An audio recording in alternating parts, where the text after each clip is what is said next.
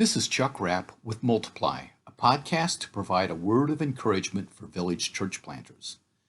Today we conclude our series on the leadership qualities of Nehemiah, the Old Testament overseer who led the rebuilding of the walls of Jerusalem.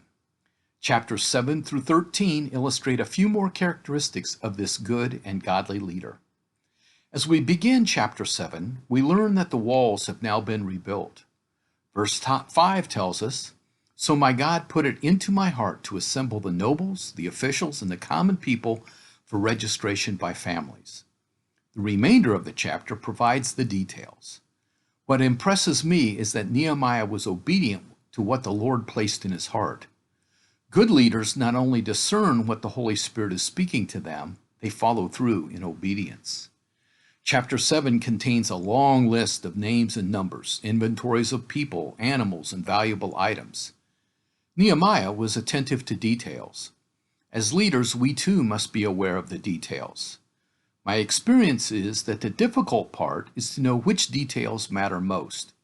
We can't know everything about everything. We need wisdom to discern the most important things, that which matters most. Chapters 8 and 9 tell how Nehemiah and Ezra the scribe led the people in the reading of the law of God and in confession and repentance. They stood in their places and confessed their sins and the wickedness of their fathers. They stood where they were and read from the book of the law of the Lord their God for a quarter of the day, and spent another quarter in confession and in worshiping the Lord their God. That's chapter 9, verse 2 and 3.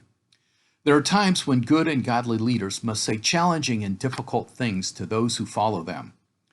Godly leaders set the example and lead the way in repentance and restoration with God. Chapter 9 ends with the people putting in writing a binding agreement with their God. Chapter 10, verse 1 lists the first person who signed this agreement, Nehemiah the governor. He led the way in repentance, restoration, and commitment to the Lord. May we do the same. In chapter 13, I see one final vital characteristic of good leaders. Nehemiah delegated responsibility and authority. He didn't attempt to do it all. I put Shelemiah the priest, Zadok the scribe, and a Levite named Pedaiah in charge of the storerooms and made Hanan, son of Zachar, the son of Mattaniah, their assistant, because they were considered trustworthy. They were made responsible for distributing the supplies of their fellow Levites. That's chapter 13, verse 13. Delegating responsibility helps prepare others for leadership and relieves some of the load off the leader. We have so much to learn from Nehemiah. May we follow his example. This has been a word of encouragement for village church planters.